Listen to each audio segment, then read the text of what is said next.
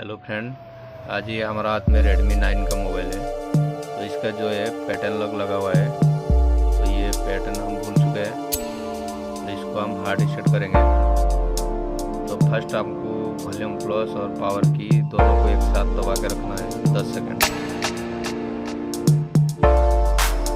ये हमको 10 सेकंड दबा के रखना है। उसके बाद ये ऑटोमेटिक फ़ोन रिबूट होगा।